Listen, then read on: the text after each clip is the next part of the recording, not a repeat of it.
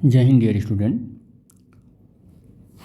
Today we are going to discuss about electric dipole and its electric field strength. तो क्या होता है electric field strength और electric dipole, इससे related हम यहाँ पर डिस्कशन करेंगे। तो सबसे पहले हम ये जान लें कि इलेक्ट्रिक डाइपोल क्या होता है। तो an electric dipole is a system of two equal and opposite charges separated by a small distance. This is electric dipole. Electric dipole का मतलब आपको समझ में आ गया होगा। कह रहा है कि इलेक्ट्रिक डाइपोल एक ऐसा टू चार्जेज का सिस्टम है। सपोज कर लेते हैं एक ये है चार्ज और एक चार्ज ये है, लेकिन ये कह रहा है कि टू इक्वल चार्जेज का सिस्टम होता है। अगर मैं कहूँ कि ये चार्ज क्यू है तो ये चार्ज भी क्यू ही होने वाला है। बट कह रहा है कि अपोजिट चार्जेज होते हैं। अगर ये प्लस है तो ये माइनस होगा। तो two equal but opposite in nature के चार्जेज होते हैं और ये सेपरेटेड होते हैं बहुत स्मॉल डिस्टेंस पर। क्या होते हैं? स्मॉल डिस्टेंस पर सेपरेटेड होते हैं। तो ऐसे सिस्टम को हम लोग इलेक्ट्रिक डाइपोल कहते हैं। क्या बोलते हैं ऐसे सिस्टम को? इलेक्ट्रिक डाइपोल कहते हैं इसको। क्या बोलते हैं इसको? इलेक्ट्रिक डाइपोल कहते हैं। कह रहा है कि इलेक्ट्रिक डाइपोल एक ऐसा सिस्टम है जहाँ पर two equal and opposite charges बहुत स्मॉल डिस्टेंस पर रखे हुए होते हैं। इसको इलेक्ट्रिक डाइपोल कहते हैं। लेकिन इलेक्ट्रिक डाइपोल के मेजरमेंट को हम इलेक्ट्रिक डाइपोल मोमेंट कहते हैं। ठीक है, अभी कैसे किस तरीके से कहते हैं उस पर भी हम डिस्कस करेंगे। इलेक्ट्रिक डाइपोल मोमेंट क्या होता है? तो the electric dipole moment of N electric dipole is a vector quantity. ये एक वेक्टर क्वांटिटी है। ये कैसी क्वांटिटी है? वेक्टर क्वांटिटी है। और हैविंग मैग्नीट्यूड, और इसका मैग्नीट्यूड क्या होता है? Equal to the product. ये ध्यान देने वाली बात है। कह रहा है कि इसका जो इलेक्ट्रिक डाइपोल मोमेंट होता है उसको P से रिप्रेजेंट करते हैं और ये एक वेक्टर क्वांटिटी है। तो वेक्टर क्वांटिटी है तो इसके ऊपर वेक्टर लगा दो। और कह रहा है कि ये इसका जो मैग्नीट्यूड होता है, ये P का जो मैग्नीट्यूड होता है ये इक्वल होता है। किसके इक्वल होता है? कह रहा है equal to the product. Product का मतलब मल्टीप्लाई करो। किसका किसका मल्टीप्लाई करो? कह रहा है आइदर चार्ज, इन दोनों में से कोई एक charge. Charge number 1, charge number 2। कह रहा है इन दोनों में से कोई एक चार्ज। तो हम ले लेते हैं, कोई एक चार्ज ले लेते हैं यहाँ पर। और कह रहा है एंड देयर सेपरेशन, और इनके बीच का सेपरेशन। तो सपोज कर लेते हैं इनके बीच का सेपरेशन स्मॉल ए है, तो इनका बीच का सेपरेशन स्मॉल ए। कह रहा है इन जो ये दोनों चार्ज में से कोई एक चार्ज है और इनके बीच का जो सेपरेशन है, इसके प्रोडक्ट को ही हम क्या बोलते हैं? इलेक्ट्रिक डाइपोल मोमेंट बोलते हैं। यहाँ पर बहुत क्लियरली एक चीज़ समझ लेना कि इलेक्ट्रिक डाइपोल एक अलग चीज़ है, इलेक्ट्रिक डाइपोल मोमेंट एक अलग चीज़ है। इलेक्ट्रिक डाइपोल एक ऐसा अरेंजमेंट है, कह सकते हैं कि एक सिस्टम है। और इलेक्ट्रिक डाइपोल मोमेंट क्या है कि जो ये अरेंजमेंट या सिस्टम है उसमें कितना हमारा जो डाइपोल है वो उसका मोमेंट है। मोमेंट का मतलब कि जो फिजिकल क्वांटिटी हम देखने चल रहे हैं उसमें लेंथ से मल्टीप्लाई कर देते हैं तो जो फिजिकल क्वांटिटी मिलता है उसको मोमेंट बोलते हैं। हालांकि एक वेक्टर क्वांटिटी है तो क्या इसको वेक्टर फॉर्म में नहीं लिख सकते हैं? तो हम लिख सकते हैं, इसको वेक्टर फॉर्म में भी लिख सकते हैं। क्यों? एक स्केलर क्वांटिटी है और यहाँ पर जो ए है वो एक वेक्टर क्वांटिटी रहेगा जिसको हम इन दोनों चार्जेस के बीच का डिस्टेंस वो सेपरेशन बोल रहे हैं। अब यहाँ पर P जो है एक वेक्टर क्वांटिटी है तो P का डायरेक्शन तो क्यों बताएगा नहीं, A ही बताएगा। तो A बताएगा कैसे? तो याद रखना कि जो डाइपोल मोमेंट होता है इसका डायरेक्शन माइनस चार्ज से प्लस चार्ज की ओर होता है। किधर होता है? माइनस चार्ज से प्लस चार्ज की ओर होता है। इसका मतलब ये हो गया कि P का डायरेक्शन माइनस से प्लस की ओर ऐसे होगा। इलेक्ट्रिक डाइपोल मोमेंट को स्मॉल p से लिखते हैं और उसका डायरेक्शन माइनस चार्ज से प्लस चार्ज की ओर होता है। तो separation between two charges and direction from the negative charge to positive charge, ये नेगेटिव से पॉजिटिव चार्ज की ओर होती है। और ये इसका डायरेक्शन हो गया, ये इसका फॉर्मूला हो गया। ये इसका क्या हो गया? फॉर्मूला हो गया। ठीक है, अब इलेक्ट्रिक डाइपोल मोमेंट का फॉर्मूला क्या हो गया? इलेक्ट्रिक डाइपोल मोमेंट का फॉर्मूला क्या हो गया? इलेक्ट्रिक डाइपोल मोमेंट का फॉर्मूला क्या हुआ? वो फॉर्मूला हो गया P is equal to P is equal to Q A, ये फॉर्मूला हो गया। और ए जहाँ पर क्या है, दोनों चार्जेस के बीच का सेपरेशन है। एक बात और मैं बता दूं बेटे, आप जब +2 में पढ़ कर आए होगे, यानी कि 12th में जब आप पढ़ कर आए होगे, तो वहाँ पर मोमेंट का फॉर्मूला हो सकता है किसी किसी बुक में ऐसे भी लिखा हुआ होता है। यहाँ पर जो डाइपोल बनता है ना, ये मैं आपको एग्जैक्टली बता देता हूँ। जो डाइपोल बनता है, इसके मिड पॉइंट को ओ बोल देते हैं, और एक पॉइंट को ए बोल रहे हैं, एक पॉइंट को बी बोल रहे हैं। यहाँ प्लस क्यू चार्ज है, यहाँ माइनस क्यू चार्ज है, यहाँ माइनस क्यू चार्ज है। तो वहाँ पर होता क्या है कि इस वाली डिस्टेंस को स्मॉल एल ले लेते हैं, इसकी डिस्टेंस को भी स्मॉल एल ले लेते हैं, तो टोटल डिस्टेंस इसको 2l बोल देते हैं। यानी कि मिनिमम जो separation of the two equal and opposite charges होता है उसको 2l मान लेते हैं। इस कंडीशन में जो डाइपोल मोमेंट बनता है वो q इंटू 2l बनता है। तो आप एग्जैक्टली चाहे आप 2l लिखो बेटे, चाहे आप a लिखो, डोंट वरी, हमारा मीनिंग यही है। बस सिर्फ हम न्यूमेरिकल वैल्यू और इन चीज़ों को बढ़ने से मतलब रोकने के लिए हमने सिर्फ सिंपल एक हमने यहाँ पर वैल्यू ली है, जिसकी जो ए हमने लिया है। अब इसमें होता क्या है कि P is equal to 2QL, हमें ये याद रखना पड़ता है। इसमें सीधा बस ये याद रखो, इसमें 3 डिजिट याद रखना पड़ता है, इसमें बस Q और A हम जान ही रहे हैं कि दो चार्ज के बीच का मिनिमम सेपरेशन है ये, ठीक है, ये याद रहे होना चाहिए आपको। तो अब मैं चलता हूँ अपने टॉपिक की ओर, जो कि मेरा टॉपिक है। टॉपिक ये था कि इलेक्ट्रिक डाइपोल हमें बताना था, तो इलेक्ट्रिक डाइपोल हमने बता दिया। अब इलेक्ट्रिक डाइपोल की वजह से intensity of electric field strength हमको कैलकुलेट करना है। तो हम क्या करते हैं, एक डाइपोल ले लेते हैं। सबसे पहले हम क्या कर लेते हैं, एक डाइपोल ले लेते हैं। तो दिस इज़ द डाइपोल, और ये डाइपोल हमने यहाँ पर बना लिया। अब हम इलेक्ट्रिक फील्ड स्ट्रेंथ कैलकुलेट करने चल रहे हैं। क्या कैलकुलेट करने चल रहे हैं, इलेक्ट्रिक फील्ड स्ट्रेंथ। तो इलेक्ट्रिक फील्ड स्ट्रेंथ में ये हमने ले लिया, और ये पॉइंट हमारा ए है, ये पॉइंट हमारा बी है, और इनके बीच का ये डाइपोल है, तो बीच का डिस्टेंस स्मॉल ए होगा, ये हमने ले लिया है। और इस पर हमने माइनस क्यू चार्ज रखा है, इस पर हमने प्लस क्यू चार्ज रखा है। और किसी एक कोई एक आर्बिट्ररी ऐसे कोई एक पॉइंट है, और उस पॉइंट का नाम P है, और इस P पॉइंट का माइनस वाले पॉइंट Q जहाँ पर चार्ज रखा है, यहाँ से जो डिस्टेंस है, या कह सकते हैं जो पोजीशन वेक्टर है, उस पोजीशन वेक्टर को हम कह रहे हैं कि R है, और ये A है। तो यहाँ पर इससे अगर मैं यहाँ पोजीशन वेक्टर ड्रॉ करूँ, तो ये क्या होगा, ये आप बताइए हमको क्या होगा। देखो, आप वेक्टर लगा लो, वेक्टर फार्मूला सारा यूज कर लो कि मुझे BP पता करना है। क्या पता करना है, BP पता करना है। तो मैं क्या कर सकता हूँ, B से A आ सकता हूँ, और फिर A से कहाँ जा सकता हूँ, P पता कर सकता हूँ। अब हम अगर BP पता करना है हमको, तो B से A आना चाहिए, और हमारा डाइपोल मोमेंट आता किधर है, हमारा डाइपोल मोमेंट आता है इस साइड में। A से किधर आता है, A से हमारा B की ओर आता है।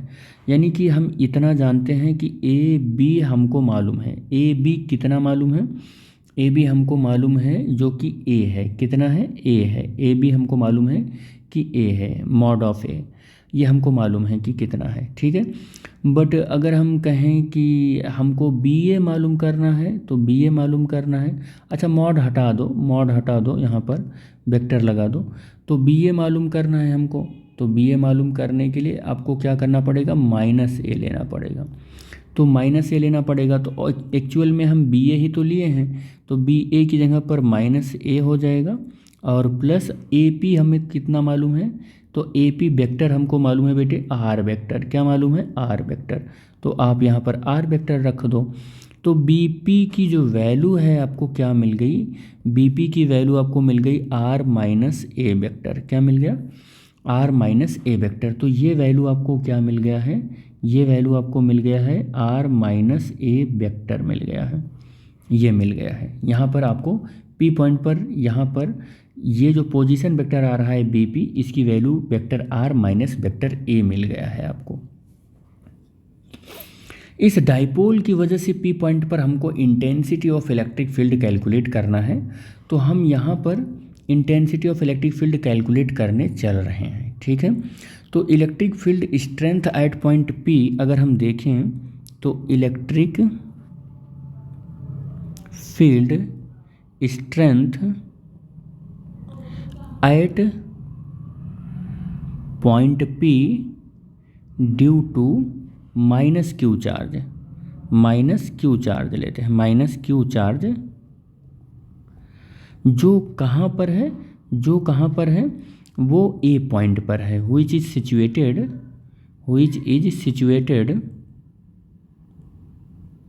एट पॉइंट ए पर है। तो ए पॉइंट पर जो है माइनस क्यू चार्ज, उसकी वजह से इंटेंसिटी ऑफ इलेक्ट्रिक फील्ड यहाँ पर कैलकुलेट करेंगे। तो हम इसको E1 कह रहे हैं, E1 बोल रहे हैं, और E1 इज इक्वल टू 1/4πε0 और माइनस क्यू अपॉन कितना हो जाएगा। और ये वेक्टर देखो, ये जो डिस्टेंस होगा, ये डिस्टेंस हम यहाँ लिखेंगे ए से पी के बीच का डिस्टेंस लिखेंगे, ए से पी के बीच का डिस्टेंस लिखेंगे और इसका स्क्वायर लगाएंगे और ए पी का यूनिट वेक्टर लिखेंगे, ए पी का यूनिट वेक्टर लिखेंगे।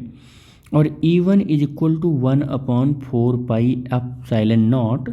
और बेटे ध्यान से देखना, ये माइनस यहाँ आ जाएगा और Q अपॉन ए पी की जो वैल्यू है वो R है, लेकिन ए पी का अगर मॉड लेना हो हमको तो क्या हो जाएगा, ये R स्क्वायर हो जाएगा, यानी कि क्या हो जाएगा, R हो जाएगा।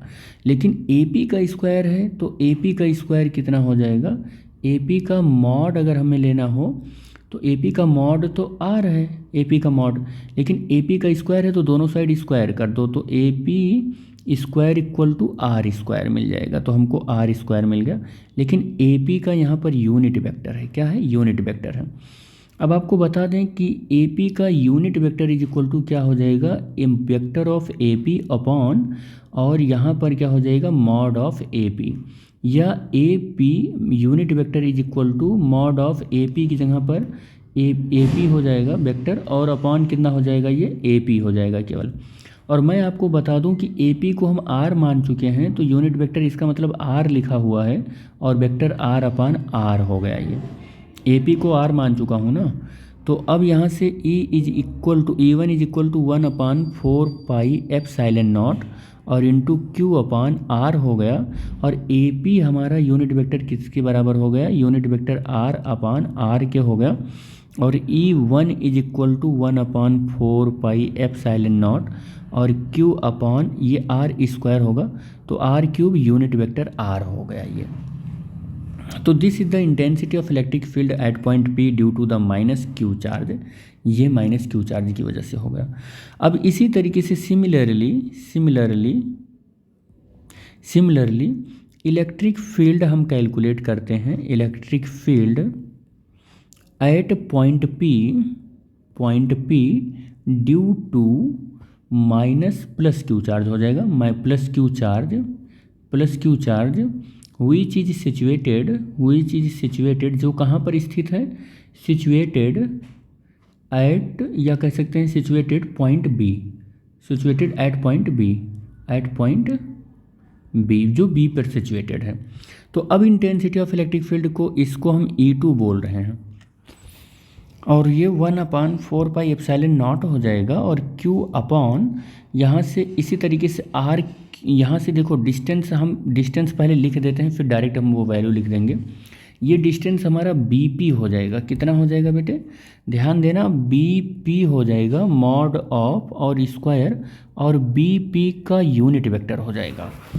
और BP की जो वैल्यू है, BP की जो वैल्यू है वेक्टर BP की जो वैल्यू है वो वेक्टर R माइनस ए वेक्टर कैलकुलेट किया गया है। देखो ये कैलकुलेट हुआ है, BP की जो वैल्यू है ये कैलकुलेट हुई है, ये वैल्यू कैलकुलेट हुई है, और यहाँ मैंने लिख भी दिया है vector R minus vector A. तो अगर मैं BP का वेक्टर कैलकुलेट करूँ तो फिर ये हो जाने वाला है vector R minus vector A का मॉड ऑफ, और ये कितना हो जाएगा। अच्छा एक चीज़ और बता दूं आपको, इसका हम मॉड लें और इसका क्या कर देंगे, मॉड लेकर हम इसका वो ले रहे हैं, देखो BP अगर इधर हो जाएगा तो इधर 1/2 हो जाएगा, क्या हो जाएगा, ये 1/2 हो जाएगा इसका, और क्या हो जाएगा, और स्क्वायर हो जाएगा ये। यानी कि BP इज इक्वल टू, मैं डायरेक्ट लिख रहा हूँ, ध्यान देना, इस BP को मैं डायरेक्ट लिख रहा हूँ आर माइनस ए लिख रहा हूँ, बी पी को मैं डायरेक्ट यहाँ लिख रहा हूँ, आर माइनस ए हो जाएगा। ठीक है, क्या हो जाएगा ये, आर माइनस ए हो जाएगा। ठीक है, या फिर आप इसको ऐसे लिख सकते हो कि वेक्टर ए और वेक्टर ये, और आप इसको डायरेक्टली यहाँ पर मैं लिख दे रहा हूँ, डायरेक्टली मैं यहीं लिख दे रहा हूँ, क्योंकि स्टेप बढ़ाने से कोई मतलब नहीं रह पाएगा। ये वेक्टर के फॉर्म में है, मैं डायरेक्ट यहाँ पर लिख रहा हूँ। क्या लिख रहा हूँ, 1/4 पाई एप्सिलॉन नॉट और क्यू अपान, देखो यूनिट वेक्टर को भी मैं बता दूँ, डायरेक्टली अब कर रहा हूँ, स्टेप ज़्यादा नहीं करूँगा। देखो बी पी वेक्टर अपॉन कितना हो जाएगा, बी पी कितना हो जाएगा, ये बी पी और मॉड ऑफ, यानी कि B P unit vector is equal to B P vector upon B P हो जाएगा। तो बी पी देखो यहाँ पर पहले तो सही ही कर लेते हैं, बी पी का स्क्वायर हो जाएगा ये, और इनटू ये B P vector upon B P हो जाएगा। देखो ये वैल्यू मैंने पुट कर दिया, तो E2 is equal to 1/4 pi epsilon not और Q इंटू 1/BP, और ये देखो ये BP होल क्यूब हो जाएगा और BP का वेक्टर हो जाएगा। अब डायरेक्ट वैल्यू हम पुट कर रहे हैं, देखो ध्यान देना अब इस बात पर, तो 1/4 पाई एप्सिलॉन नॉट हो गया और इंटू Q अपॉन और BP की वैल्यू जो आई है वो R माइनस कितना हो जाएगा, R माइनस ए वेक्टर का होल पावर 3 हो जाएगा, और आर बीपी की जो वैल्यू होगी आर माइनस ए वेक्टर का ये हो जाएगा, ये वेक्टर हो जाएगा, ये वेक्टर हो जाएगा।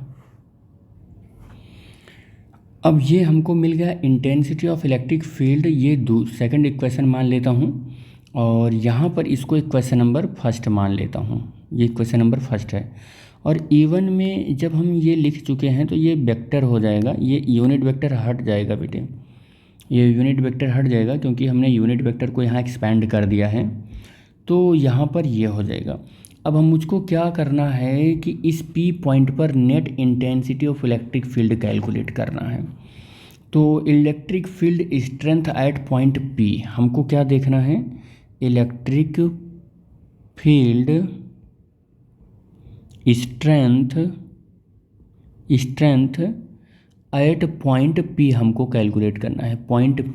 ठीक है, P पॉइंट पर देखना है, और ड्यू टू बोथ चार्ज दोनों चार्ज की वजह से, या हम ऐसा भी तो कह सकते हैं कि बोथ चार्ज ऑफ डाइपोल, ऐसा भी तो कह सकते हैं बोथ चार्ज ऑफ डाइपोल के दोनों चार्ज की वजह से P पॉइंट पर इंटेंसिटी ऑफ इलेक्ट्रिक फील्ड क्या होगा कि ER, ये ER, और यहाँ पर पोजीशन वेक्टर तो लिया ही जाएगा, और E1 प्लस E2 हो जाएगा, और E1 की वैल्यू होगी Q अपॉन, या हम डायरेक्ट ना करके हम स्टेप बाय स्टेप कर देते हैं, 4 पाई एप्सिलॉन नॉट, E1 हमने क्या लिखा है माइनस, और Q अपान R क्यूब और वेक्टर R, ये हमने E1 माना है, ये हमारा E1 है, 1/4 pi epsilon not Q upon R cube into vector R। और हमने जो Q2 माना है वो है 1/4 पाई एप्सिलॉन नॉट और Q upon vector R minus vector A mod of, और ये 3 पावर और R वेक्टर माइनस A, ये हो जाएगा। अब हम क्या करते हैं, सबसे पहले तो यहाँ पर कुछ चीज़ें ऐसी हैं जिनको हमें सॉल्व करना है, तो पहले इसको अरेंज ही कर लो, पहले इसको अरेंज कर लेते हैं, अरेंज करेंगे तो थोड़ा सा सही हो जाएगा। ये पॉजिटिव है तो इसको पहले लिख लो, और Q upon 4 pi epsilon not को कॉमन कर लो, Q upon 4 pi epsilon not common करेंगे तो हमें मिलेगा vector R minus vector A, और अपॉन में क्या मिलने वाला है, vector R minus vector A और इसकी पावर 3 मॉड ऑफ पावर 3 और माइनस में हो जाएगा vector R upon R to the power 3, ये हमको मिल जाएगा। अब हम सबसे पहले तो ये सॉल्व कर लें कि R जो है और माइनस A है और जिसका मॉड ऑफ 3 है, इसको सॉल्व कैसे करें, तो सॉल्व कैसे करें, 1 अपान इसको सॉल्व कैसे करें, तो हम इसको क्या लिख सकते हैं, इसको लिख सकते हैं vector R minus vector A और मॉड ऑफ पावर माइनस 3, ये लिख सकते हैं। और अगर ये लिख सकते हैं तो ये भी तो लिख सकते हैं, देखो कि vector R minus vector A और ध्यान देना कि इसका मैंने स्क्वायर किया और फिर मैंने मॉड लिखा और -3/2 कर दिया। देखो डिग्री के ऊपर डिग्री होती है, डिग्री का मल्टीप्लाई होगा, कैंसिल हो जाएगा। एग्जैक्टली हमने यही टर्म लिख रखा है, यही टर्म लिख रखा है, देखो यही टर्म। अब आगे मैं अगर इसको सॉल्व करूं तो मॉड के अंदर इस वेक्टर को सॉल्व करें तो देखो ये r² हो जाएगा और ये -2 इंटू आर डॉट ए हो जाएगा और यहाँ पर कितना हो जाएगा, फिर प्लस हो जाएगा और a² हो जाएगा और -3/2 हो जाएगा। एग्जैक्टली मैंने क्या लिखा है, a + b का होल स्क्वायर a² + 2ab और प्लस b² जो फॉर्मूला होता है उसी पर ओपन कर दिया है। अब यहाँ पर क्या हो जाएगा, r vector r minus a vector का होल पावर -3 को हमने सॉल्व किया है। तो देखो सॉल्व कैसे करेंगे, यहाँ पर मॉड लगाए रहें r² और माइनस, देखो माइनस करेंगे और उसके बाद होगा क्या यहाँ पर कि जो r.a है, क्या है r.a है, ये थोड़ा सा यहाँ पर कॉम्प्लिकेटेड करेगा, क्योंकि कॉम्प्लिकेटेड क्या करेगा, इजी ही कर लेंगे क्योंकि r² कॉमन कर रहे हैं तो 1 माइनस हो जाएगा और vector r into dot a और अपॉन में क्या हो जाएगा, r² हो जाएगा और प्लस a² अपॉन r² और मॉड ऑफ -3/2 ही रहने वाला है। ये मॉड थोड़ा सा बड़ा बना लेते हैं, ठीक है। अब हम क्या करते हैं, r² को इस मॉड से बाहर लेकर आएंगे तो r² और होल पावर -3/2 हो जाएगा और मॉड लगाए रहेंगे और वेक्टर r.a हो जाएगा और वेक्टर a हो जाएगा और r² और प्लस कितना हो जाएगा, a² अपॉन r² हो जाएगा। एज इट इज ऐसे रखो। और अब देखो यहाँ पर r² से r² कैंसिल जो हो रहा है उसको कैंसिल करो, ये कैंसिल हो रहा है और जो बच रहा है उसको हम लोग लिखेंगे r की पावर -3 हो जाएगा और mod of 1 minus vector r यहाँ पर हो जाएगा और डॉट हो जाएगा और वेक्टर a अपॉन r² और प्लस a² अपॉन r²। यहाँ पर इतना मिल गया हमको। अब देखो यहाँ पर एक चीज़ और आपको देखना है, आपको ये देखना है कि जो डाइपोल का लेंथ है, ध्यान से देखना इस बात को कि जो ये डाइपोल का लेंथ है ये बहुत स्मॉल होता है। डाइपोल का लेंथ यानी कि a इज़ वेरी स्मॉल, ये बहुत स्मॉल सेपरेशन है, वेरी स्मॉल सेपरेशन है। अगर ये बहुत स्मॉल सेपरेशन है so with compared to the position vector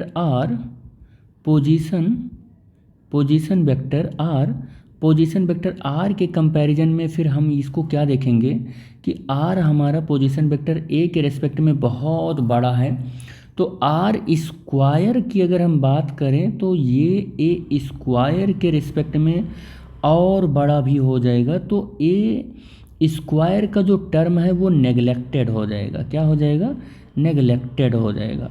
अगर ये नेगलेक्टेड हो गया तो a²/r² का जो टर्म है वो नेगलेक्ट हो गया। तो अगर ये नेगलेक्ट हो गया, अगर ये नेगलेक्टेड होता है, अगर ये नेगलेक्ट हो गया तो यहाँ से ये टर्म हटा दो। फिर आप ये टर्म हटा दो। क्यों टर्म हटाओगे, क्योंकि a² बहुत छोटा है r² के कंपैरिजन में, तो अगर ये टर्म हटाओगे 3/2 तो चला ही आएगा, तो r⁻³ हो जाएगा और 1 माइनस यहाँ पर r.a हो जाएगा और r² हो जाएगा और पावर 3/2 रहेगा। पावर -3/2 है तो माइनस लगाते रहो, -3/2 रहेगा। अब इसको सॉल्व करना है, हमको सॉल्व करना है। तो अगर मैं इसको सॉल्व करूं, मैं इसको क्या करूं, सॉल्व करूं, तो सॉल्व करूंगा तो यहाँ पर क्या हो जाएगा, r⁻³ होगा। और देखो हम जानते हैं बाइनोमियल एक्सपेंशन, क्या जानते हैं, बाइनोमियल एक्सपेंशन।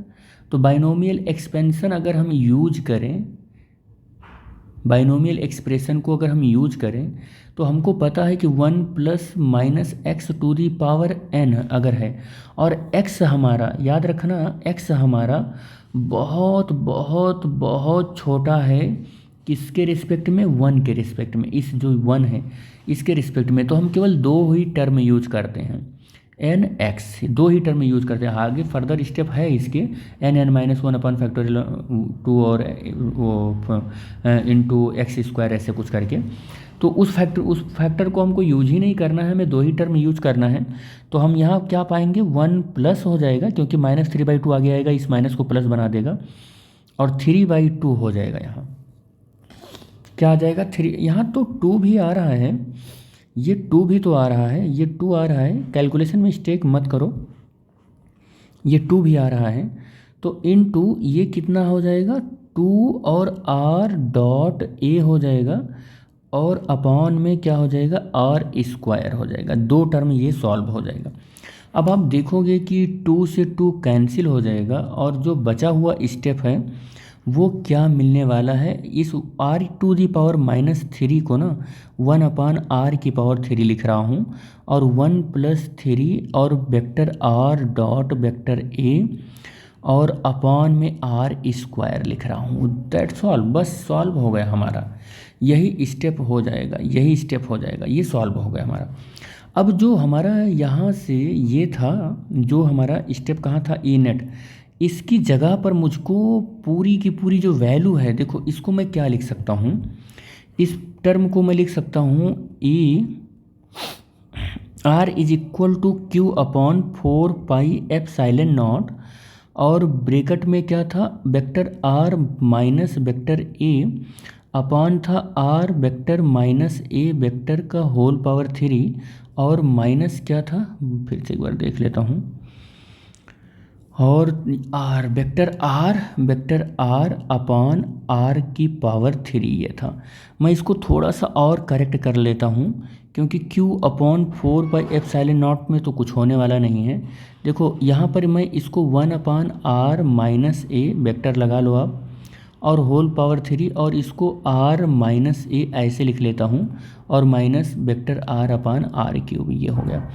देखो अब हम यहाँ पर आपको दिखाने चल रहे हैं, यही वैल्यू मैंने कैलकुलेट की है, यही वैल्यू कैलकुलेट की है, देखो एग्जैक्टली यही वैल्यू कैलकुलेट की है। कितना आ गया है, ये वैल्यू आ गई है, यही वैल्यू पुट करना है हमको, यही वैल्यू क्या करना है, हमको पुट कर देना है। अब इस वैल्यू को पुट करो आप, यानी इस वैल्यू को पुट करोगे तो r आपको क्या मिलने वाला है, q/4πε0, बड़ा ब्रैकेट यूज करना है, इसकी जगह पर क्या यूज करना है, इसकी जगह पर ये वैल्यू यूज करनी है, ये 1/वेक्टर r माइनस वेक्टर a और होल पावर 3 है ये। तो ये 1 कितना हो जाएगा, r³ हो जाएगा, और इसको थोड़ा सा छोटे ब्रैकेट में लिख रहे हैं, 1 प्लस और 3 वेक्टर r और डॉट, ये डॉट आ गया है कैसे, ये डॉट ही तो था, डॉट ही था, ठीक डॉट ही था। तो ये डॉट हो जाएगा, ये डॉट हो जाएगा, और यहाँ पर क्या हो जाएगा, a वेक्टर, और फिर कितना हो जाएगा, r², ये हो गया, और माइनस वेक्टर r/r³ हो गया। आई थिंक ये वैल्यू आप समझ गए होंगे, ये वैल्यू कहाँ से मैंने लिखा, ये वैल्यू जो कैलकुलेट किया है वही वैल्यू हमने यहाँ पर पुट कर दी है। अब आपको करना कुछ नहीं है, बस इसी को मैथमेटिकली सॉल्व कर लो, और आपको क्या मिलने वाला है, 1/r² करा दो आप, यहाँ पर मल्टीप्लाई करा दो 1/r का, तो 1/r³ हो जाएगा, और प्लस यहाँ पर कितना हो जाएगा जी, 3 और r.a हो जाएगा, r.a हो जाएगा, और अपॉन में क्या हो जाएगा, r² हो जाएगा, और minus r vector upon r³ हो जाएगा। देखो एक चीज़ यार गड़बड़ लग रहा है मुझको कहीं ना कहीं, ये देखो ये गड़बड़ हुआ, एक चीज़ ये गड़बड़ हुआ, स्टेप में यहाँ पर देखो ये जो वैल्यू मैंने इसकी जगह पर तो रखी है पूरी वैल्यू, इस r माइनस, देखो इस r-a को तो मैं भूल ही गया, यही तो मुझे मिस्टेक लग रहा था। और फिर क्या हो जाएगा, वेक्टर r/r³ ये हो जाएगा। यहाँ से ये जो स्टेप हो रहा है, मिस हो रहा है, ये r-a है ये वेक्टर में, और माइनस वेक्टर r/r³ हो जाएगा, ये हो जाएगा ये, ठीक है, यहाँ से हो जाएगा। अब चलो सॉल्व कर लो इसको, q/4πε0 और 1 देखो ध्यान से देखना, अब यहाँ पर 1/r का यहाँ पर तो मल्टीप्लाई कराया है, 1/r³ हो गया, यहाँ पर तो मल्टीप्लाई करवाया ही नहीं, तो ये r⁴ हो जाएगा। क्या हो जाएगा ये? r⁴ हो जाएगा ये, तो r⁴ हो जाएगा और प्लस, अब इस r का इस r में मल्टीप्लाई होगा। देखो कैसे मल्टीप्लाई होगा, r.a और इंटू r हो गया ये, और अपान r⁵ हो गया। और फिर देखो क्या हो जाएगा, यहाँ से a का मल्टीप्लाई एक बार हो गया, एक बार a का मल्टीप्लाई हो गया, एक बार सॉरी r का हो गया, एक बार a का मल्टीप्लाई होगा, तो प्लस लगेगा और 3 हो जाएगा, r.a हो जाएगा, और फिर क्या हो जाएगा, माइनस लग जाएगा, प्लस नहीं माइनस a है ना, तो a हो जाएगा, और अपॉन में कितना हो जाएगा, r⁵ हो जाएगा, और माइनस वेक्टर r अपान r⁵ हो जाएगा। अब आपको बता दूं यहाँ पर देखो, स्टेप में कहीं ना कहीं एक और गड़बड़ी हो ही है। स्टेप में गड़बड़ी कहाँ हो रही है, ये देखो, ये गड़बड़ी हो रही है स्टेप में, ये गड़बड़ी हो रही है। देखो मल्टीप्लाई थोड़ा सा ध्यान से हमको करना चाहिए था। इस r माइनस a का मल्टीप्लाई हमने इस वाले स्टेप में तो कर दिया, इस वाले स्टेप 1 में तो किया ही नहीं हमने ना, तो 1 में भी हमको करना चाहिए था। देखो ये गड़बड़ी हो गई है। तो यहाँ पर बेटे हमको क्या करना होगा, यहाँ पर हमको करना होगा वेक्टर r और माइनस वेक्टर a, तो ये स्टेप भी चला आएगा, r vector minus vector a। ये गड़बड़ी यहाँ से हो गई है, देख लो कई गड़बड़ियाँ हो गई इसमें ना। चलो ठीक है, अब यहाँ तक तो हो गया है r माइनस a, ठीक है। अब इसको थोड़ा सही कर लो, 4πε0, और देखो वेक्टर r अपान r³ हो गया माइनस, और माइनस वेक्टर a अपान और r³ हुआ, और फिर प्लस 3 वेक्टर r.a हो गया, और इंटू r वेक्टर अपॉन कितना हुआ, r⁵, और माइनस 3 और r.a वेक्टर, और इंटू कितना हुआ है, ये a हुआ है। अच्छा ये जो है, हाँ ठीक है, हाँ a हुआ है, और वेक्टर के साथ r⁵ हो गया, और माइनस वेक्टर r अपान r⁵ हो गया है। तो अब देखेंगे तो ये स्टेप कैंसिल हो जाएगा, और इस स्टेप को कैंसिल करेंगे, और इस वाले स्टेप में देखो ज़रा, इस वाले स्टेप में ये डॉट मत लगाओ, यहाँ पर डॉट नहीं रहेगा, केवल वेक्टर है ऐसे बस। तो हम ये देखेंगे कि इस स्टेप में a r.a और इंटू a से मल्टीप्लाई हो रहा है, तो कहीं ना कहीं ये देखोगे तो a² टर्म आ जाएगा, जो कि r के रिस्पेक्ट में हमारा जो a है वो बहुत ही छोटा है, ये बहुत ही क्या है, छोटा है। तो r² के रिस्पेक्ट में a² और भी छोटा हो जाएगा, तो इस टर्म को हम नेगलेक्ट ही मान कर चलेंगे। तो इस टर्म को भी हम नेगलेक्ट मानेंगे, ये टर्म भी हमारा नेगलेक्टेड टर्म है। मैं इसको रेड कलर से बना देता हूँ कि ये हमारा कैसा टर्म है, ये नेगलेक्टेड टर्म है। तो अगर ये नेगलेक्टेड टर्म है तो q अपान 4πε0, और हमको क्या मिलने वाला है, ये टर्म मिलने वाला है 3 r.a वेक्टर लगा के, और वेक्टर r अपान r⁵, और minus vector a upon r⁵ ये मिलेगा, ठीक है।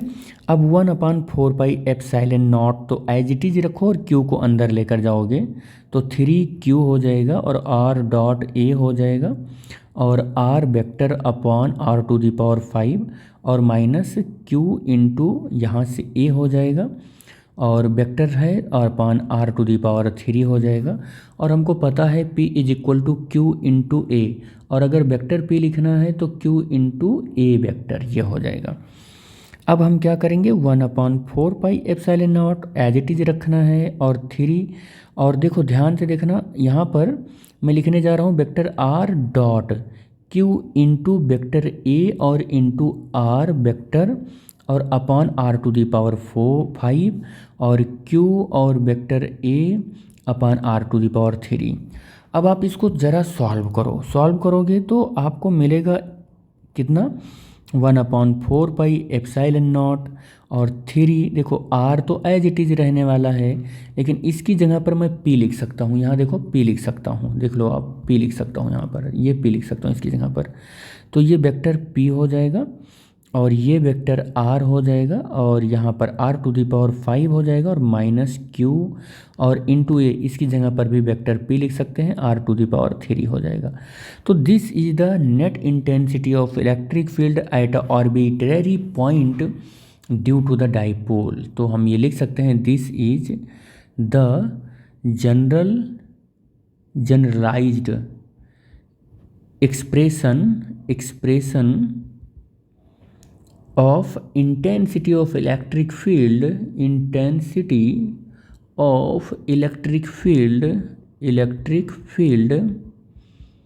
at एनी पॉइंट, चाहे आप एनी पॉइंट बोलो और चाहे आप इसको आर्बिट्रैरी पॉइंट बोलो, आप ये जनरलाइज इक्वेशन है, ये हर जगह पर वैलिड है। बस दिक्कत आपको कहाँ होगी कि इसको यूज करना आना चाहिए, आपको यूज कैसे कर रहे हो ये आप इसको देखो। इक्वेशन कितना मैं बना चुका हूँ, इक्वेशन अच्छा 1, चलो ठीक है, इसको हम ऐसा कर लेते हैं कि इससे हम इक्वेशन कोई बोल देते हैं, मान लो ए, और इसे इक्वेशन बी ही मान लेते हैं। तो क्योंकि अब वहाँ 2 लिख चुका हूँ मैं, इक्वेशन बी हो गया। और इसको हम इक्वेशन नंबर, ये जो है मेरा कहाँ पर ऐड किया था सारा, ये इसको इक्वेशन नंबर 1 बोल दे रहा हूँ। अब वो इक्वेशन नंबर 2 हो जाएगा, नंबरिंग की, हाँ यहाँ से हो जाएगा। चलो ये इक्वेशन नंबर 2 हो जाएगा, ठीक है।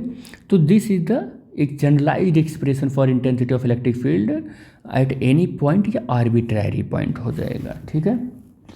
या हम ऐसे भी लिख सकते हैं कि this is the required expression, बहुत ही ज़्यादा रिक्वायर्ड एक्सप्रेशन है ये, आप इसकी हेल्प से कहीं पर भी intensity of electric field calculate कर सकते हैं, आप इतना याद रखो। अगर आप हम ऐसे मान लें, एक और मैं कर ही लेता हूँ, क्या है कि नाउ बी सेल्फ फाइंड, मान लो कि नाउ अब हमको अगर करना है कि वी सेल्फ फाइंड, हमको कैलकुलेट करना है we shall find, now we shall find the components of the electric field. मान लो ऐसे इलेक्ट्रिक फील्ड, हमारे पास जो कंपोनेंट ऑफ इलेक्ट्रिक फील्ड हैं इन r/p प्लेन में है वो, ठीक है। अभी हम बना के दिखा दे रहे हैं r/p प्लेन में। तो हम ऐसा मान कर चलते हैं कि टेकिंग द x एक्सिस, हम जो x एक्सिस के अलोंग लेंगे वहाँ पर वो लेंगे डाइपोल मोमेंट लेंगे along the direction of p। हम ऐसा मान कर चल रहे हैं कि x एक्सिस में हम डायरेक्शन ऑफ p यानी कि डाइपोल मोमेंट लेते हैं, यानी p वेक्टर भी लिख लेते हैं, तो कोई दिक्कत नहीं होगा। और लेट x और y प्लेन में हम क्या ले रहे हैं, बी द कोऑर्डिनेट सिस्टम ले रहे हैं, कोऑर्डिनेट ऑफ पॉइंट p ले रहे हैं। क्या मान रहे हैं, पॉइंट p ले रहे हैं, ठीक है।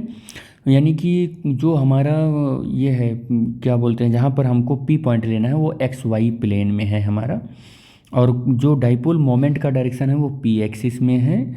तो हम यहाँ पर देखेंगे कि x और y component of electric field क्या होगा।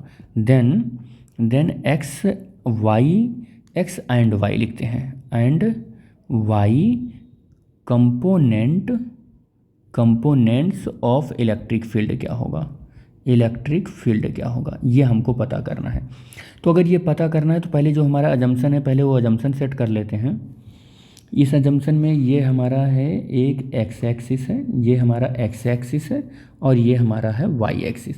और हमने कहा कि x और y एक्सिस में हमको एक पॉइंट कोई लेना है, और वो पॉइंट मैं मान लेता हूँ कि p है। वो पॉइंट क्या है, p है। और ये कोऑर्डिनेट का ये 0 0 है, ये क्या है, ये 0 0 है, जिसको O बोल रहे हैं। और यहाँ से ये पोजीशन वेक्टर है इसकी, जो कि मैं r वेक्टर बोल रहा हूँ, ये r वेक्टर है। और ये पॉइंट जो P है ना, ये जो पॉइंट P है, ये हमारा यहाँ पर लिखता हूँ, ये x डिस्टेंस पर है, ये पॉइंट x डिस्टेंस पर है, और इसको मैं यहाँ मिटा के लिख दे रहा हूँ यहाँ पर।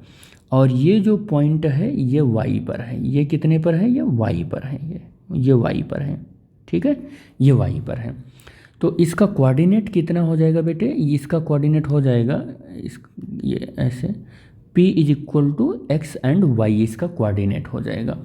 और मैं अगर यहाँ पर डाइपोल मान रखा हूँ तो यहाँ पर मैं मान कर चलता हूँ माइनस क्यू चार्ज होगा, और ये डाइपोल का बी पॉइंट है, ये बी पॉइंट है या ए पॉइंट में मान लूँ इसको, तो यहाँ पर हमारा प्लस क्यू चार्ज है।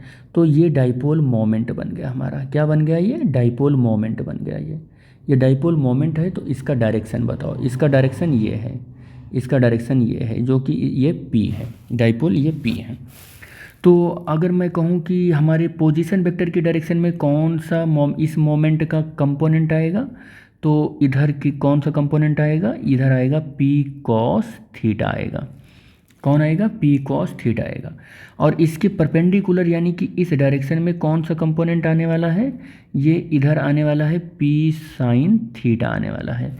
एग्जैक्टली यहाँ पर अगर मैं बात करूँ, यहाँ पर बात करूँ तो यहाँ इस वाले पॉइंट पर इधर आने वाला है P sine theta, P sine theta.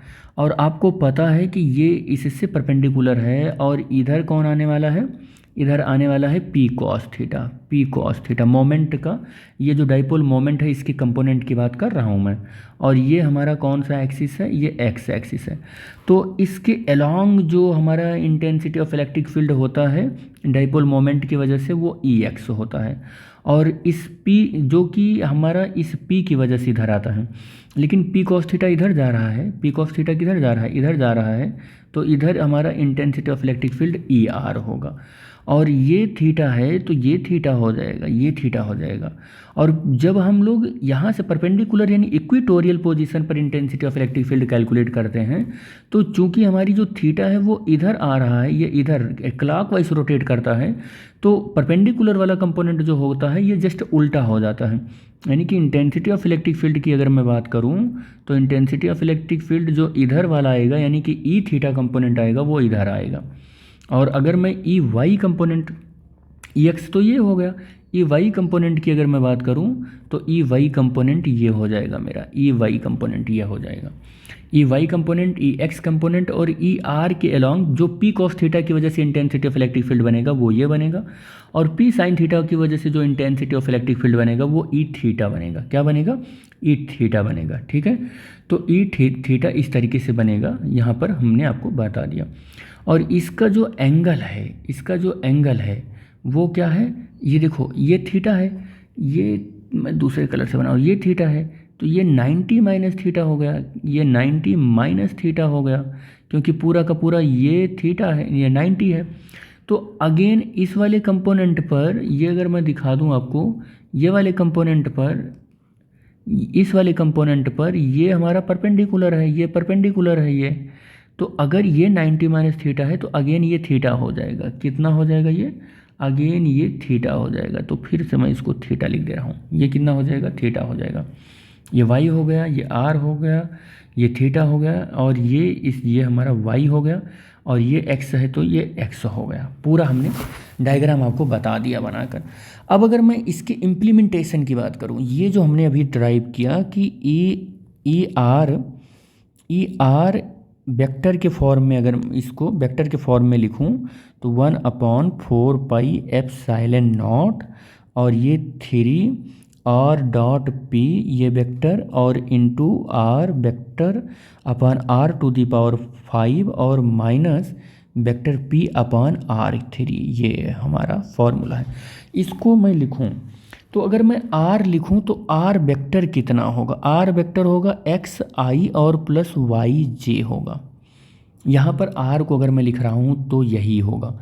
और अगर मैं P वेक्टर को लिखूँगा तो मैंने साफ साफ आपको कह दिया है कि dipole moment along the x axis है। तो अगर मैं डाइपोल मोमेंट का वेक्टर लिखूँगा तो ये आ जाने वाला है P इंटू आई यूनिट वेक्टर, ये आई आ जाएगा।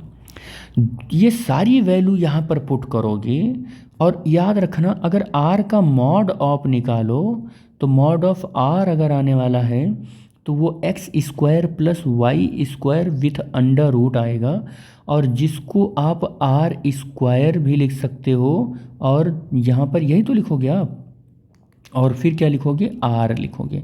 क्या लिखने वाले हो, आर लिखने वाले हो आप, ठीक है। तो कुछ इस तरीके से आप लिखो, या तो आप इसको डायरेक्टली देखो क्या करोगे, आर स्क्वायर अंडर रूट ये लिखोगे और डायरेक्ट आर लिख सकते हो, और बाकी आपकी मर्जी क्या लिखना चाह रहे हो। ये दोनों वैल्यू यहाँ पर इंट्रोड्यूस करा दो, दोनों वैल्यू आप इंट्रोड्यूस करवाओगे तो ये 1/4 पाई एप्सिलॉन नॉट और 3 आर की वैल्यू आप रखोगे तो एक्स आई कंपोनेंट प्लस वाई जे कंपोनेंट, और यहाँ पर फिर आर की वैल्यू रखोगे, पी की वैल्यू देखो देखो यहाँ पर गड़बड़ हो रहा है, ये डॉट लगाओगे आप। मैं इस स्टेप को थोड़ा सा नीचे लिखता हूँ क्योंकि ये थोड़ा बड़ा जाने वाला है, यहाँ पर लिखता हूँ मैं कि ई वेक्टर और आर और 1/4 पाई एप्सिलॉन नॉट और बड़ा ब्रैकेट लगा लो 3, और आर की जगह पर आप क्या रखने वाले हो, एक्स आई और प्लस वाई जे और डॉट के साथ पी वेक्टर, यानी कि पी आई लिखोगे आप, और फिर ये एक ब्रैकेट में रहने वाला है, और फिर आप क्या करने वाले हो, आप करने वाले हो आर को फिर से लिखोगे, तो I unit vector plus Y J unit vector, और फिर अपॉन में आपको मिलने वाला है r⁵ भी मिलने वाला है, और माइनस p की वैल्यू पी आई और अपॉन में r⁵ ये मिलने वाला है। तो अगर आप इसको थोड़ा सा और कैलकुलेट करके इजी वे में लिखेंगे तो ये हो जाएगा 1/4 पाई एप्सिलॉन नॉट, और फिर यहाँ से 3 तो एज इट इज रहने वाला है, और यहाँ से आप सॉल्व करोगे तो इसका डॉट प्रोडक्ट होगा बेटे, इसका डॉट प्रोडक्ट होगा इसके साथ आई के साथ, तो ये कितना हो जाएगा, ये ब्रैकेट में हो जाएगा p इंटू एक्स हो जाएगा, और यहाँ पर x और i और प्लस y इंटू जे, और अपॉन में क्या मिलेगा r⁵ और माइनस p इंटू आई अपॉन एक्स r⁵। अब बेटे अगर आपसे कह दिया जाए कि i और j कंपोनेंट, i जो है अलोंग द एक्स एक्सिस है, और j जो है ऑर्थोगोनल वेक्टर जो हम यहाँ पर ले रखे हैं वो वाई एक्सिस के हैं। तो अगर मैं along the x axis component की बात करूँ, यानी कि हम कहें intensity of electric field along the x axis, intensity of electric field यहाँ पर देखो, इंटेंसिटी ऑफ इलेक्ट्रिक फील्ड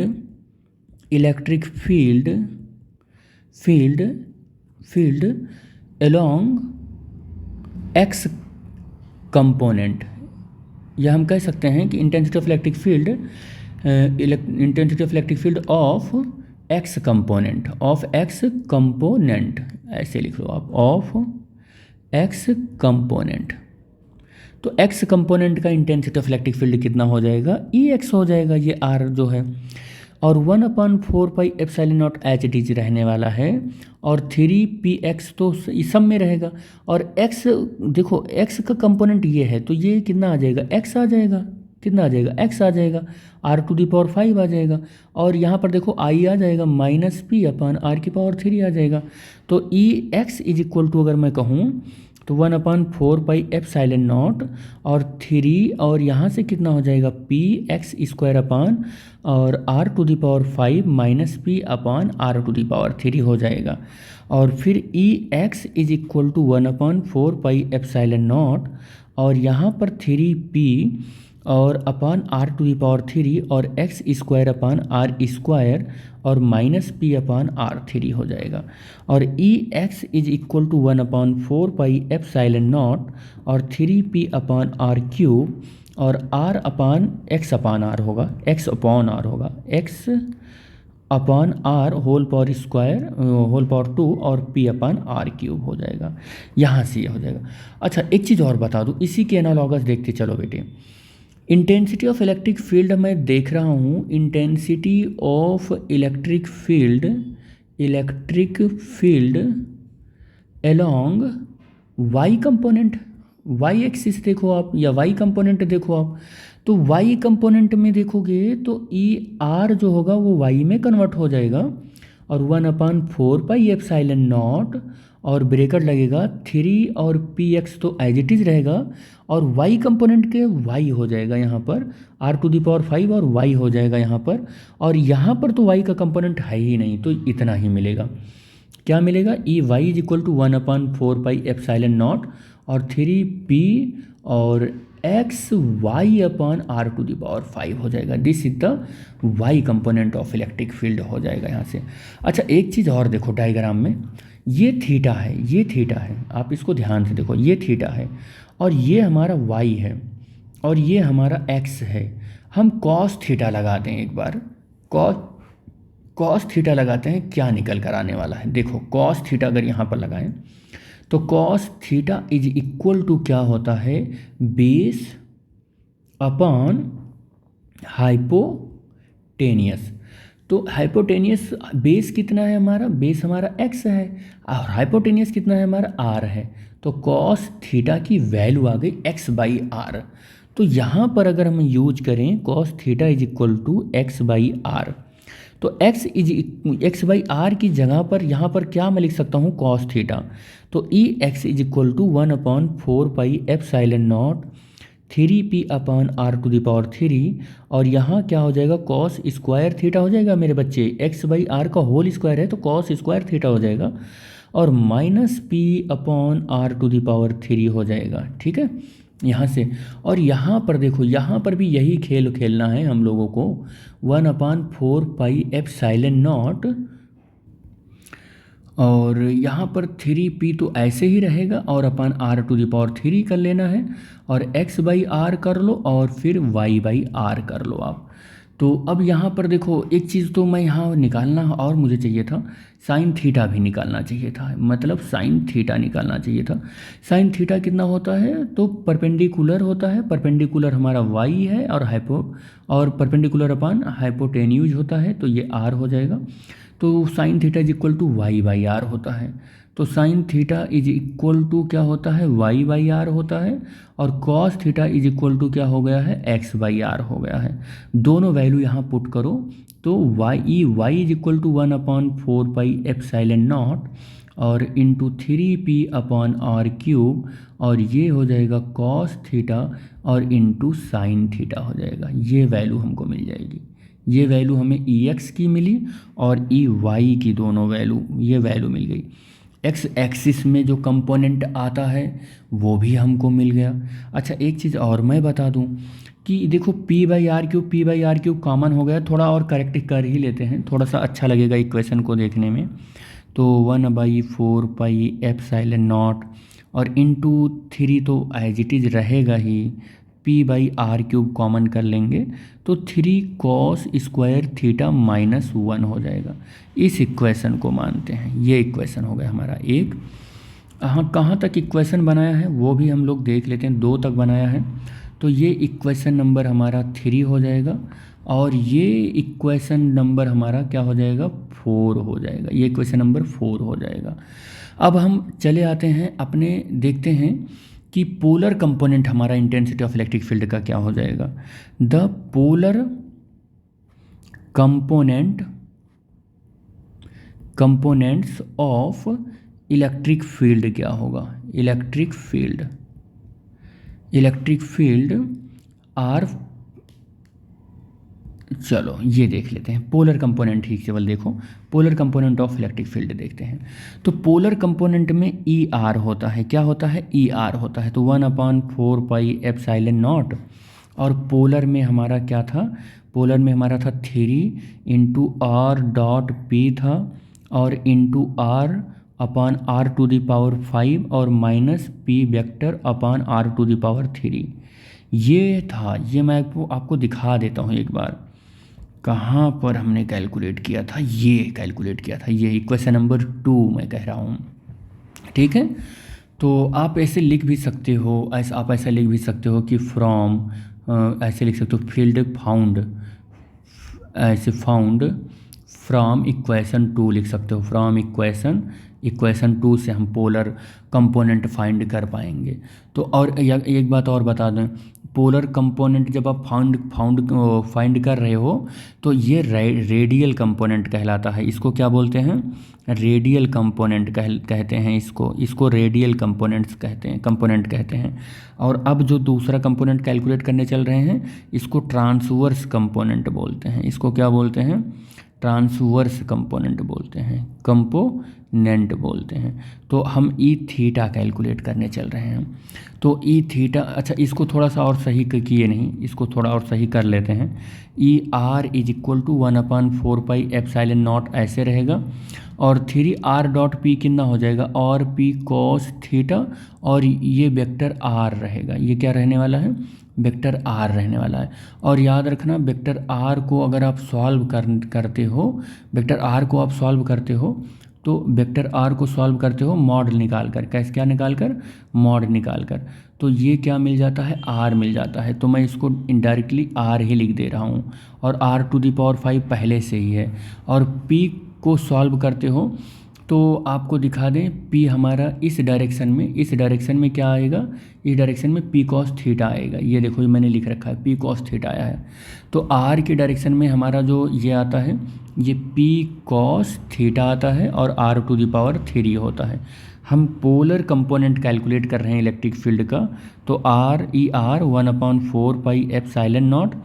और देखो यहाँ से एक चीज़ और आपको देखना होगा। क्या देखना होगा? कि एक r ये कैंसिल हो गया, ये 3 बच गया है। ठीक है, तो जो कैंसिल हुआ है उसको कैंसिल करने के बाद जो बच रहा है, तो ये बच रहा है 3 बच रहा है, और क्या बच रहा है? p बच रहा है, और cos थीटा बच रहा है, और अपान r⁵ और minus p cos theta upon r⁵। और इसको माइनस कर लो तो E are is equal to क्या मिलेगा? 1/4πε0, और 3p cos थीटा में से p cos थीटा माइनस करोगे तो 2p cos theta upon r⁵ मिलेगा हमको। ठीक है, थोड़ा सा इसको करेक्ट करके लिखते हैं, तो 1/4πε0 और ऐसे लिख लेते हैं 2p cos theta upon r⁵ ये हो जाएगा। इसे हम कुछ मान लेते हैं, या रहने दो इक्वेशन, क्या चलो ठीक है ऐसे लिख दो। अब हम देखते हैं कि ई थीटा हमारा कितना आएगा। तो पोलर कंपोनेंट हम कैलकुलेट कर रहे हैं इस वाले इक्वेशन से। तो हम आपको बता दें, आर के कंपोनेंट यहाँ पर आएंगे, थीटा के कंपोनेंट यहीं पर आएंगे, और यहाँ पर साइन के आने वाले हैं। किसके आने वाले हैं? क्योंकि आर पी, देखो यहाँ पर अगर मैं बात करूँ, अगर मैं कर भी लेता हूँ, देखो अगर मैं यहाँ कर लेता हूँ तो r के डायरेक्शन में देखो क्या है होगा? r.p है, तो ये कितना आ जाएगा? rp cos थीटा आएगा। और p cos थीटा तो आ ही नहीं सकता है, क्योंकि हमें करना क्या है? इस एक्सिस में देखना है, थीटा वाले एक्सिस में इंटेंसिटी ऑफ इलेक्ट्रिक फील्ड। तो इधर इंटेंसिटी ऑफ इलेक्ट्रिक फील्ड किसकी वजह से आ रहा है? केवल p साइन थीटा की वजह से आ रहा है। केवल किसकी वजह से आ रहा है? p साइन थीटा की वजह से आ रहा है। तो इधर p cos थीटा आ ही नहीं सकता है, इधर p साइन थीटा है। तो इधर वाले टर्म में ये पूरा स्टेप 0 हो गया, ये पूरा स्टेप 0 हो गया, क्योंकि r.p rp cos थीटा होगा, rp साइन थीटा नहीं होगा। ये तो साइन थीटा नहीं होगा, तो इधर वाला कंपोनेंट ही ये हट गया। तो ये कंपोनेंट हट गया अगर, तो 1/4πε0, और इसकी जगह पर 0 हो गया, और माइनस के बाद हमारा क्या हो जाएगा? p sine theta upon r⁵ हो जाएगा। यहाँ पर जो p कंपोनेंट है हम p cos थीटा लिखेंगे। ठीक है, क्या लिखेंगे? p साइन थीटा लिखेंगे। ठीक है, क्या लिखने वाले हैं? p साइन थीटा लिखेंगे। ठीक, तो फिर हमारा क्या हो जाएगा? इधर E theta is equal to 1/4πε0 minus लगा लो, और इंटू p साइन थीटा, और p sine theta upon r³ हो जाएगा। क्या हो जाएगा? r³ हो जाएगा। और p साइन थीटा को लिखना कैसे है? एक चीज़ और देख लो आप, कि ये जो हमारा पोलर फॉर्म में थीटा रोटेट होता है वो क्लॉकवाइज रोटेट होता है, और हमने जो इस डायरेक्शन में p साइन थीटा के लिए ले रखा है ये बिल्कुल अपोजिट ले रखा है। तो अपोजिट ले रखा है तो एग्जैक्टली ये जो p साइन थीटा होगा ये माइनस में लेना होगा हमको। तो जब माइनस में लेना होगा तो ये माइनस क्या हो जाएगा? यहाँ आके माइनस में लेना होगा, तो ये हमको क्या कर देगा, यहाँ के प्लस बना देगा। तो E theta is equal to 1/4 pi epsilon not और P sine theta by r cube हो जाएगा। ये ई थीटा की वैल्यू आ गई। अब अगर मैं यहाँ से अब स्पेशल केस लगा सकता हूँ और इसको इक्वेशन नंबर कोई मान लो, इसे इक्वेशन नंबर 5 मान लो और इसे इक्वेशन नंबर 6 मान लो आप। और मैं अगर अब resultant intensity of electric field calculate करूँ तो resultant intensity of electric field कैसे आएगा, resultant intensity of electric field अगर कैलकुलेट करूँ, इलेक्ट्रिक फील्ड अगर कैलकुलेट करूँ तो ई नेट हमारा जो आने वाला है, या ई सीधा ई लिखो, आप समझ ही जाओगे कि ई नेट ही होगा ये इंटेंसिटी ऑफ इलेक्ट्रिक फील्ड। तो ये आने वाला है E are square plus E theta square, ये आने वाला है। और आई थिंक आपको आइडिया लग गया होगा कि मैं अब क्या करने वाला हूँ। यहाँ पर बहुत बड़ा रूट लगेगा। ई आर जो है वो रेडियल कंपोनेंट है और ये रेडियल कंपोनेंट है और इसको क्या बोलते हैं, इसको बोलते हैं ट्रांसवर्स कंपोनेंट बोलते हैं, इसको कंपोनेंट बोलते हैं, ठीक है। तो अब हम रेडियल और ट्रांसवर्स कंपोनेंट जो कैलकुलेट किया है उस वैल्यू को रखेंगे। यहाँ पर था 1/4 पाई एप्सिलॉन नॉट और कितना था 2p cos theta by r⁻³ का होल स्क्वायर और plus 1/4 pi epsilon not p sine theta upon r⁻³ का होल स्क्वायर। अब इसको सॉल्व कर लो, 1/4 पाई एप्सिलॉन नॉट तो कॉमन ही हो जाएगा और p भी कॉमन ही हो जाएगा, p भी कॉमन हो जाएगा और r³ भी कॉमन हो जाएगा। रूट के अंदर जो बचेगा वो ये 2 बचेगा और cos थीटा बचेगा।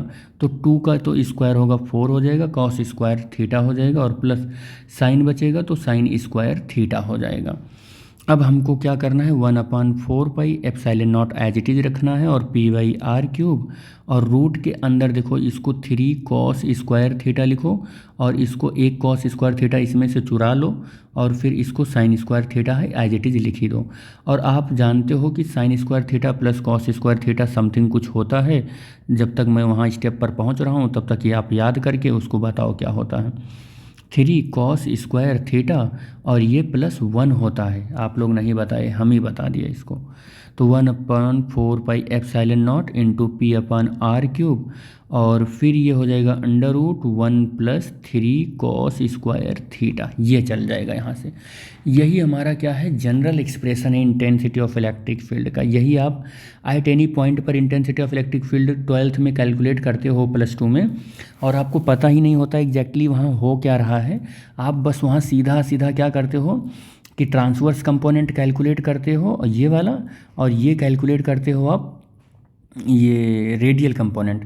तो रेडियल कंपोनेंट और ट्रांसवर्स कंपोनेंट कैलकुलेट करके और सीधा आप यही कर देते हो, लेकिन एग्जैक्टली ये आ कहाँ से रहा है ये तो पता ही नहीं कर पाते हो आप, आपको मालूम ही नहीं चल पाता है कि कहाँ से आ रहा है, कैसे आ रहा है, कैसे कैलकुलेट हो रहा है, ये नहीं पता कर पाते हो। तो यहाँ से ये हो गया। अब यहाँ पर अगर मैं आपको केस लगा के बता दूँ, स्पेशल केस पहले लगाता हूँ, और कैसा स्पेशल केस लगा रहा हूँ। सबसे पहले तो हम लगा रहा है इंड ऑन पोजीशन के लिए स्पेशल केस लगा रहे हैं, और ये क्या है, इंड ऑन पोजीशन। अगर इंड ऑन पोजीशन है तो बताओ आप, इंड ऑन पोजीशन है तो हमारा जो यहाँ पर देखो ये पॉइंट ऐसे बनता है, ये हमारा ये पॉइंट P है और ये ऐसे सही से बना ही लेते हैं, बहुत रफ वर्क नहीं करते हैं, ये बना ही लेते हैं, ऐसे बना दिया हमने। तो ये हमारा डाइपोल है, ये -q है, ये +q है और इधर डाइपोल है।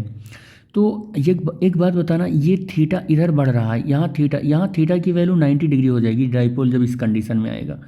तो अगर मैं यहाँ पर बोलूँ आपसे कि इंड ऑन पोजीशन यानी कि इस वाली कंडीशन पर यहीं पर हम कैलकुलेट करना चाह रहे हैं, यानी कि x हमारा ये है, y हमारा 0 है, और अगर मैं यहाँ पर कैलकुलेट करना चाह रहा हूँ इंटेंसिटी ऑफ इलेक्ट्रिक फील्ड इस पॉइंट पर, जिसको पॉइंट A कह रहे हैं, और ये ओ पॉइंट है। यहाँ पर intensity of electric field calculate करना चाह रहा हूँ, तो यहाँ के लिए तो थीटा जीरो हो गया। और अगर थीटा जीरो हो गया तो हम जरा रेडियल कंपोनेंट को उठा कर देखें। रेडियल कंपोनेंट जो हमारा है, रेडियल कंपोनेंट हमारा जो है कंपोनेंट, वो रेडियल कंपोनेंट हमारा है ई आर, और 1/4 एप्सिलॉन नॉट है 2p cos theta by R की पावर 3 है। और अगर यहाँ पर मैं cos थीटा रखता हूँ, E are is equal to 1/4 epsilon naught, तो 2p और cos 0/r की पावर 3। और हम इतना जानते हैं कि cos 0 की वैल्यू 1 होती है। रेडियल कंपोनेंट हमारा आया 1/4 एप्सिलॉन नॉट और 2p/r³। यही तो 12th में तुम लोग प्रूव करते हो भैया, तो बहुत पागल हो जाते हो कि अरे ये बड़ा तीर मार लिए। लेकिन अब यहाँ पर देख रहे हो किस तरीके से वो आता है। तो रेडियल कंपोनेंट ये है। अगर अच्छा रेडियल कंपोनेंट देख लिया आपने, ट्रांसवर्स कंपोनेंट देखो ज़रा, ट्रांसवर्स कंपोनेंट देखो ज़रा।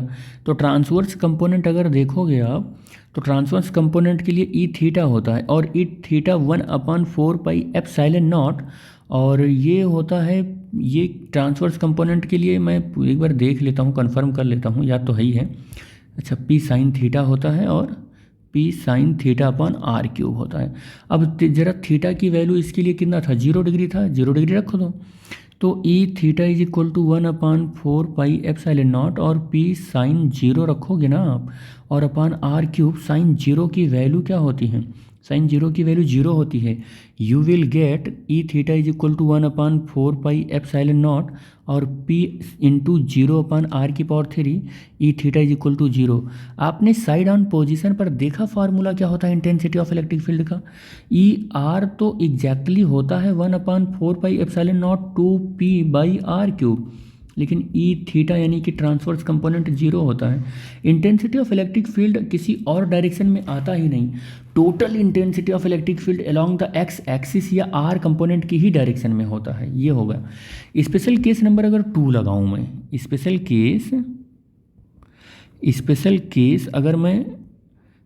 केस अगर मैं 2 लगाऊं, तो 2 में अब आप देखो जरा, 2 में कि मैं चाहता हूँ यहाँ पर intensity of electric field calculate करना, यानी कि एक्स एक्सिस पर 0 है और वाई एक्सिस पर कितना है, वाई एक्सिस पर कितना है, ये है। और वाई एक्सिस पर एंगल बढ़ते बढ़ते कितना हो चुका है, थीटा की वैल्यू 90 हो चुकी है, थीटा की वैल्यू 90 हो चुकी है। अब अगर थीटा की वैल्यू 90 हो चुकी है तो उसको हम इंड ऑन पोजीशन बोलते हैं। इसको क्या बोलते हैं, इंड ऑन पोजीशन बोलते हैं, इसको इंड ऑन पोजीशन बोलते हैं।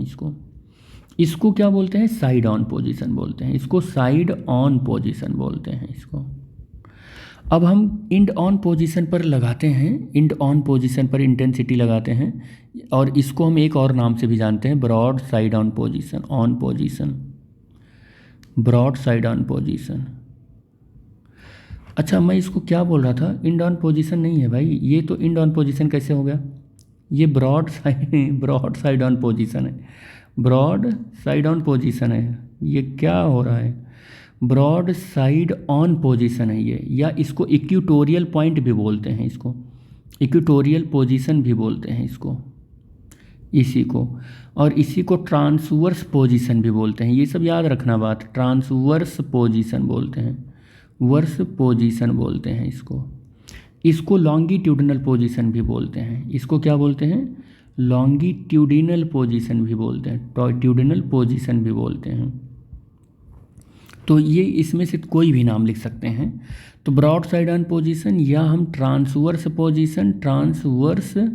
पोजीशन कह सकते हैं, और या हम इसको ब्रॉड साइड ऑन पोजीशन लिख ही दिए हैं, इक्वेटोरियल पोजीशन कह सकते हैं इसको, ठीक है। तो अब हमारा क्या हो गया है, थीटा विल बिकम्स 90 डिग्री, और ई आर की जो वैल्यू है 1/4 epsilon not 2p cos 90/r की पावर 3, और ई आर की वैल्यू 0 आ गया। क्यों 0 आया, दैट्स वाई cos 90 की जो वैल्यू है वो कितना होता है, 0 होता है, इस वजह से ये 0 आ गया है, ठीक है। अब अगर मैं, ये तो हमारा रेडियल था, क्या था, रेडियल कंपोनेंट था, या हम कह सकते हैं लॉन्गिट्यूडनल।